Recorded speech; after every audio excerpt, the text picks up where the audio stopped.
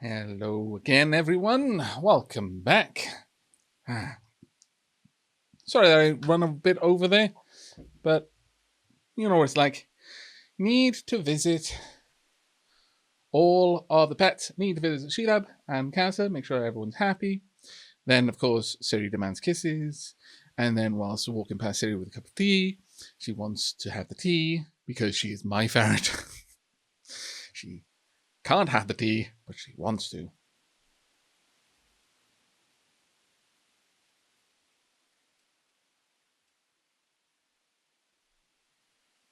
Okay. I might want to turn off my notifications. Why is that?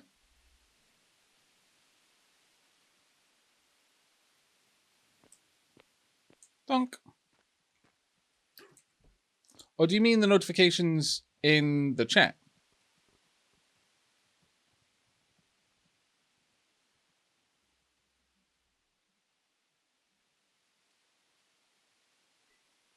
Okay. I'll knock that off so it's a little bit easier for people to follow the chat going on. Donk. Though I kind of want notifications, though. Ratty Patty, hello! Welcome back. Okay. Now then, we've got all this wood up here. And we've got all of this stone over here. And what we need is a house. And to get that house, we need to mine.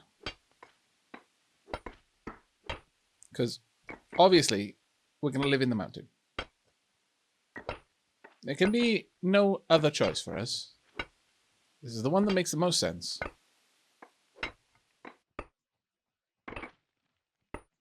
Thunk. Given that we're going to be doing a lot of mining to fashion our homes, probably going to want to do something with masonry. Because that's a lot of skill points that we won't be getting otherwise. Right, come down here, you. Can I get you? There we go. Trying to... There. Tonk. Right. There we go. The physics is not always perfect. Or even close to perfect, but, you know, it's good enough. Gets the job mostly done. Let's pop the stones over here. But yes, I am back with an enormous cup of tea.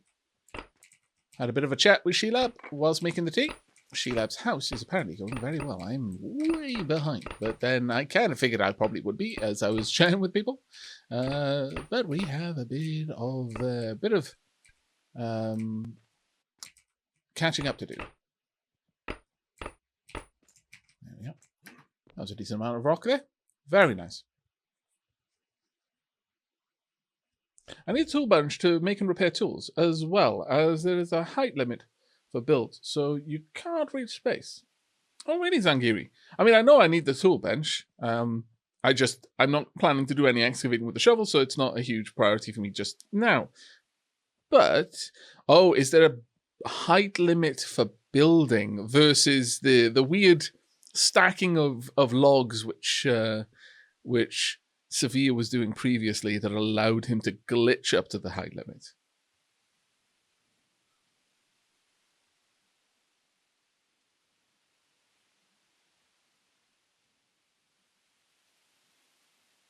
Ooh, got some good suggestions of names in chat.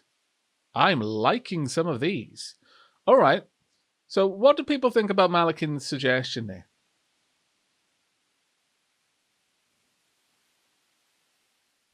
Lam Kalur, or Into a Fortress Dwarvish Stone Throne.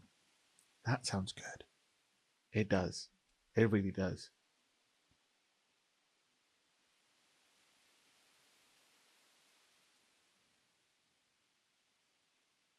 Malakin has got a pretty good name for our initial claim. Now, the claims don't all have to be the same thing. We can have several claims across several different, many different areas to allow us to have little like outposts around the place. Very dwarvish, you know. I'm liking this idea.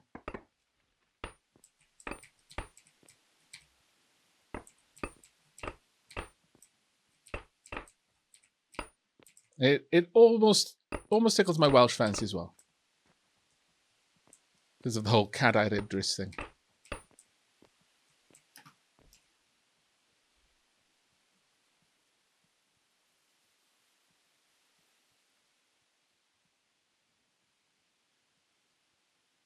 Does someone have to be the shipping company with all of you spread out? That may well happen. We'll probably have to build a lot of roads, yeah.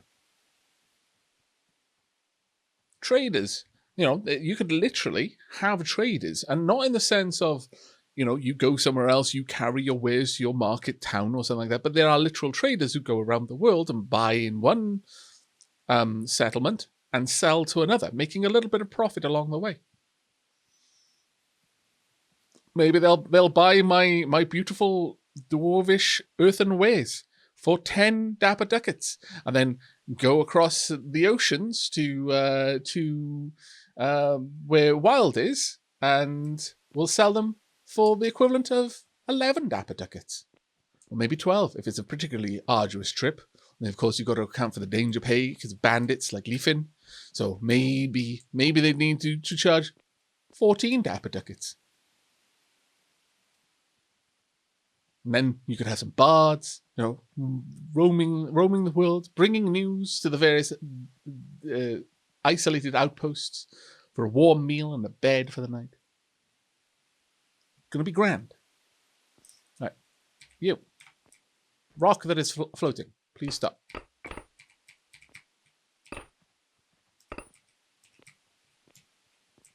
Get everything? I believe we did. Thunk. Right, so with that, I think here is going to be the door. So we'll start burrowing through properly.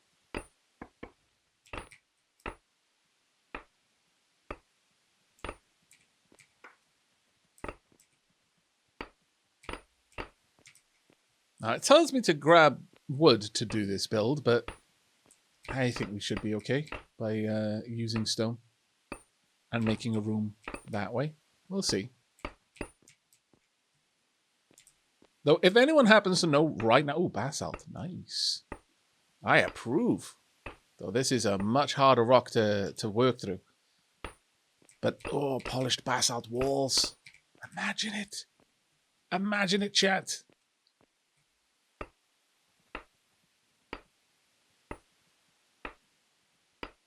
But I am almost certainly going to need to repair this pickaxe end if I'm going to be mining through basalt, and it takes that much more effort.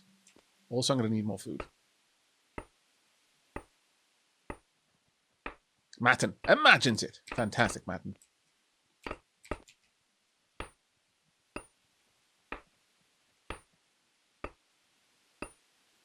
Yeah, I'm fairly certain we're going to need to build ourselves a repair workshop much sooner than I was expecting. Okay, well, let's have a look at what we're going to need for it.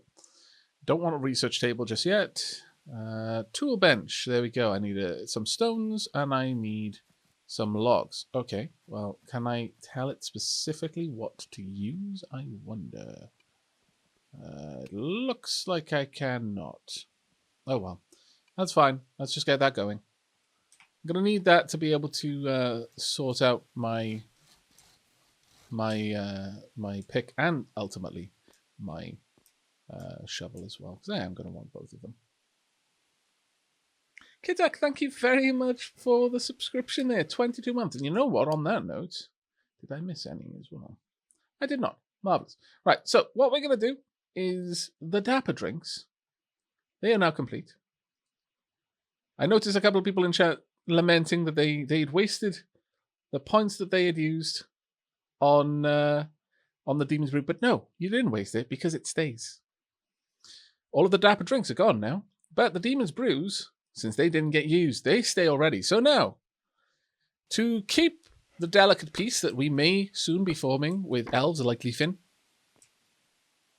the honest and loyal dapperlings are going to have to work a little bit harder to be able to outvote the scallywags who want us to start drinking coffee. And I think it's particularly ironic and in a funny way. It's a very, very good sort of irony that the thing that's going to keep the peace with Leafin is tea, when Leafin is such a big proponent of drinking coffee. I approve. Right, let's grab the workbench. And so this is quite a large one. Don't do it, chat. Resist. I know what you're thinking. Resist. You're better than this. There we go. I was a little bit concerned. Just a tad concerned. All right, to repair my shovel, I'm going to need some logs. That's fine. Let's go ahead and repair that. Punk. We'll repair the pickaxe when we get to it. I'm too hungry to work. We'll repair the pickaxe when I've nommed down some food. All right. I could eat tomatoes, but I'd have to go on a bit of a wander to get more tomatoes. To be honest, though, I do need those carbs. I really need those carbs to build up. Look at that. Look at the balance coming back. It pains me a little bit to be eating that, but well, it's what I needed to do. Now let's try and get my fat up. It's not going great. I need a bit more fat than I have protein, and I don't really have that right now. Oh well. I'm just going to have to continue to build up. Don't want the protein. Really want that fat. We'll see. That should be good enough. Soft, hello mate. Thank you very much for the 27th month there. Diolch yn fawr. Okay. I think that should keep us going for a while.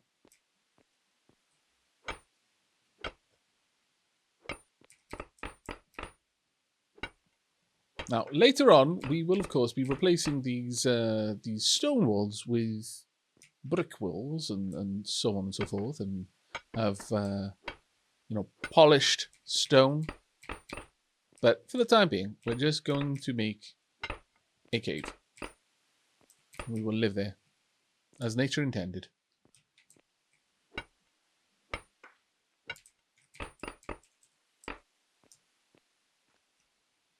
Okay. Ouch. It always goes through me a little bit. I ouch instinctively because it sounds like someone just broke an arm.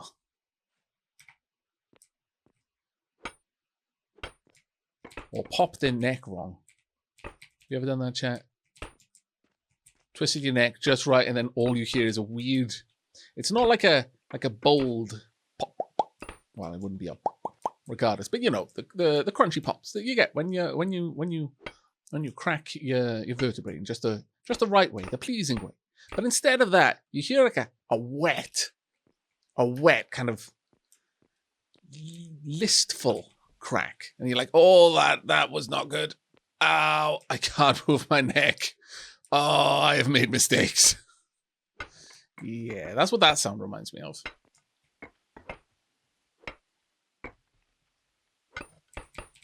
A wet crunch. It is not a pleasing sound. It usually signals incredible pain. All right. Okay, I think this is pretty good. You can have a little window here, going all the way through. Now, making a house like this versus making a house the traditional way does have some drawbacks. You see, making a house in this way is going to result in a house of lower quality. And that is an important thing. Ow. Oh, I've made a room. Okay, I've made a room. Room complete. View your house and furniture quality here. Very well. Add furniture to your rooms to gain additional experience from it. So this has an experience multiplier, much like your food. Multiple rooms with different types of furniture in each will give you a bonus. There are 4 types of rooms as shown here. Bedrooms, bathrooms, kitchens, and general rooms, which are none of these 3, but have nice furnishings nevertheless. Industrial equipment tends to negate a room type. You don't have those in your house. That's now a workshop, and that doesn't count. The exception is the kitchen. Higher tier housing materials will increase your experience rate. So making a room out of just rock doesn't a particularly nice room make. Making a room out of brick walls or stone walls does. So actual polished stone blocks versus bricks, for example. You can renovate your house or build new rooms as they become available. Advanced crafting stations will require rooms made of advanced materials. Now, as I was saying, having a crafting station in a room tends to negate it being a house room, but you still need to put certain things indoors for it to count. You can't, for example, have a research bench just exposed to the elements. It kind of, it's not going to be a particularly good research bench at that point. There's too many things interfering with it, so on and so forth. You'll need to create villages and cities to build all of the types of rooms you need. But there we go. We've now got, technically, a room. It's not a very good room. We're not getting any experience bonuses from it. But, we can actually look down here and say, yeah, okay, the quality of our housing increases the XP multiplier. No furniture found. So we need to actually get something in here that defines the room that this is going to be. And I'm thinking the very first thing we probably want is a bed. A bed will make for a nice room. But has chat decided on the name for our holding here? Are we going with Stone Throne? I honestly quite like it. I'm now a member of the active group because I've been playing for long enough in the last couple of days.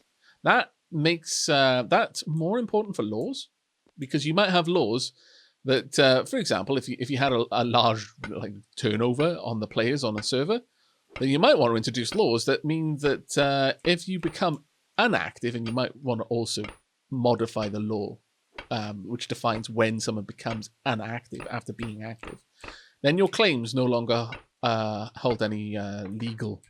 Out. Thank you very much.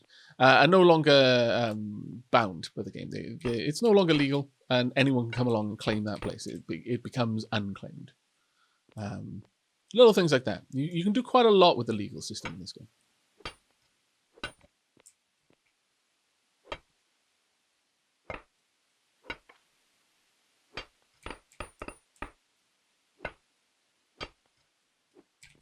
The Stone's Throw. That's actually quite good. I do like it. Stone's Throw. But yeah, we've either got Stone's Throne or the Stone's Throw now. But I quite like the Stone's Throw. Stone Throne. I think it's actually a pretty solid name, that one. I'm going to need to see if someone could grab me the dwarvish spelling of that one again. Malakin, if you could do the honors, since it was your fantastic suggestion. What's next on the tutorial? Oh, yes. Well, I will get to it in a moment. That's a very good point, because I am actually wasting potential skill points with this. Tunk. I'll just finish this little section. So we've at least got a... Wait. Have I built a 2x6 room? This is more Dwarf Fortress-ish than I realized. The perfect size of room for a dwarf. In here, I could have a bed, I could have a cabinet, I could even have a chest if I was feeling particularly fancy. Only you can't in here because for some reason all of the beds are too long. Strange dwarven beds. Lam Kalur. Thank you very much. Every Aavak room has to be 2x3. Wait. I'm not turning into Direwolf. I don't have a specific room size that I always have to build. My lord. But if I was, it would be 2x3, yes. Okay, edit. Oh, can I change the name? This is what I want to do. Can I? Oh, there we are. Good. Perfect.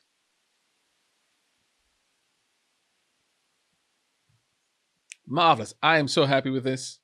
There's nothing wrong with 9x9s, except for everything wrong with it. This is so true, though. It is so true. Of all... so boxy. I appreciate the utilitarian nature of it, but oh, my lord. That's about the only thing I can appreciate. Okay, so with that done, we now need the next step of the tutorial. Gain experience over time, even when logged off. Experience gained is based on your diet and your housing. Each level you gain a star to learn a discovered speciality. Learning specialities give you bonuses and level up through use. You can discover new specialities by reading skill scrolls. Now, this is the part that I haven't covered yet, but I actually found quite fun. Even if you don't learn the speciality, discovering one unlocks some recipes. So even if we don't learn it, discovering a speciality will allow us to have a couple of new recipes. It also gives you deed claims. Now, you read the scroll to discover the speciality. You spend your skill star to learn it. If you read the scroll, all you've done is you've learned of the existence of that speciality. And through that, some passive gains. But it isn't until you spend the star on it that you're actually specialized in that skill. Now, the interesting thing is research. Research on skills. When you research a skill, it requires quite a lot of materials and time and labor to make a research book. That book can be used to create skill scrolls. One book can make as many scrolls as you want. It's the scrolls you use to learn the specialities, to discover them. The book itself, that can just be put in a library. Everyone can use it whenever they want, if you want to, or if you've got a particularly valuable one, maybe you want to sell the scrolls. Who knows? Down to you on that one.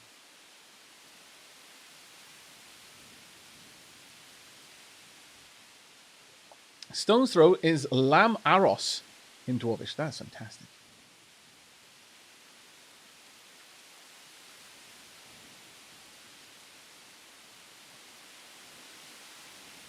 Lamaros or Lamkalur? Well, you know what? I think we're probably going to... let me just wander over here. We're probably going to have another claim closer to down there.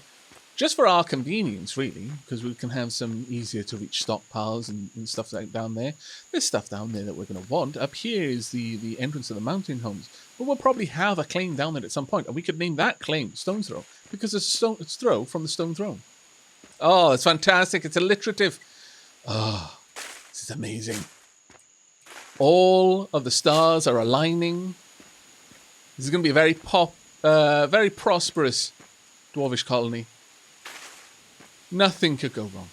We're going to break down into the caverns. There's going to be a few forgotten beasts. We're easily going to kill them or enslave them and stick them in our corridor to scare off goblins. It's going to be amazing, I tell you.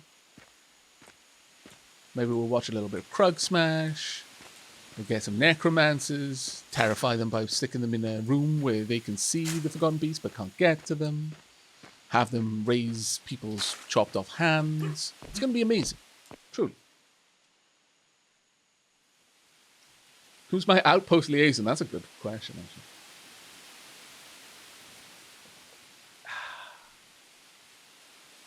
Okay. Now then. Open up the specialization menu. Stopping the meteor will require a thriving economy of specialists using resources efficiently. Choose roles you would like to specialize in, and later you may trade the fruits of your labor with your fellow citizens. Specializations are grouped into professions. Inspect a profession by mousing over one. Choose a speciality under a profession. Okay, so let's have a look. We've got the carpenter profession. Carpenters use harvested logs to craft a variety of useful products.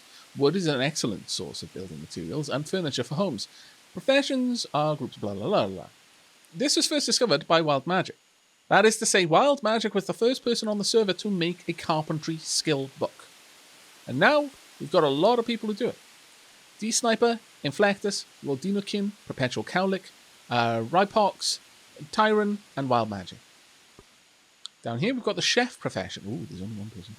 Chefs create highly nutritious food using raw food provided by hunters and farmers. Professions are groups of smaller specialities. Players can focus on one profession or select specialities from a variety of professions, blah, blah, blah, blah. I'm going to keep reading that because I'm dumb.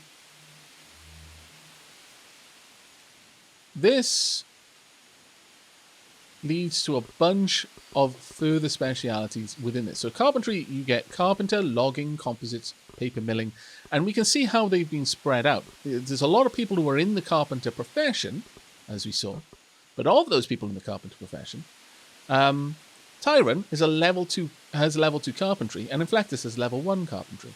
In logging, the act of actually being a lumberjack, chopping down the trees, you've got Lord Dinokin at level 3, D-Sniper, Perpetual Cowlick, Rypox, and Wild Magic all at level 1.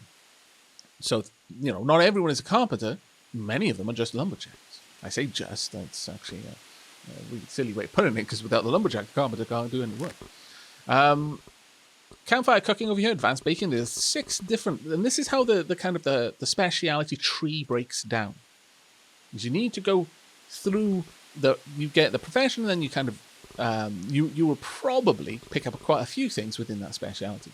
We've currently got one person in the chef profession, and they are doing campfire cooking, and that is Calfet, who's at level 1. We've got an unknown profession over here. Well, it is known as the engineer profession, but we can't even look into that yet. We can't even unlock the profession group. We've got farmers. Looks like we've only got one farmer at the moment. Let's hover over that. Nubadao is our farmer, and he's currently specialized in gathering. So he's getting some better yields on the items that they're gathering from the wild. This was also discovered by Wild Magic. Who got campfire cooking? That was also discovered by Wild Magic as well. Oh, no, wait. I do apologize. I believe that these things... Yeah, Wild Magic is one of the admins, basically the first admin that logged on the server. These like groups of professions are... they're always default, and they're always known. And so Wild Magic is probably credited with discovering all of them. I was thinking, wow, you were pretty quick on that. But if you look at carpentry, Inflectus was the one to learn that after 1 hour and 24 minutes on the server. And logging, that I think everyone has access to that one from the onset. I could be wrong on that one though. Campfire cooking, that was definitely one, again, because it pretty much happened 2 minutes after the server went live at midnight on day 0. Gathering, much the same. Hunting, this will be another one that was automatic. Hunting itself, yeah, there we are. We've got, how many people are taking this profession? There are, top user is Lady Sheila, but I don't think anyone's actually... No, actually, yeah, there we are. Only one person has learned hunting, and that is Lady Sheila. Well done, Lady Sheila. Well, I've been subbed for 8 months, and this is my 2nd stream I've got. What do I... Thank you very much for the sub, mate. Thank you so much for the support. I appreciate it. Oh, that's fantastic. Also, Zoth, if I did miss your sub, thank you very much for the sub as well. Do apologize if I missed that one.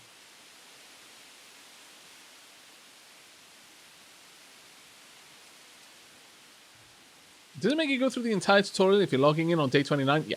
Yeah, the tutorial is basically on Rails, and it unlocks the UI as you go through it.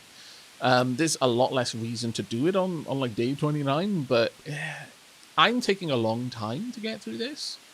Just because I'm stopping and explaining, and I've decided to go and lay out a piece of land. You can blaze through the tutorial on this as fast as you want. Much like 7 Days to Die. You can take your time, go for a nice place, move around, build your bonfire, or build the upgraded blocks somewhere where you intend to build. Or you can just throw them down in the middle of the road as soon as you get the quest, and so you can move on. So that one is fine.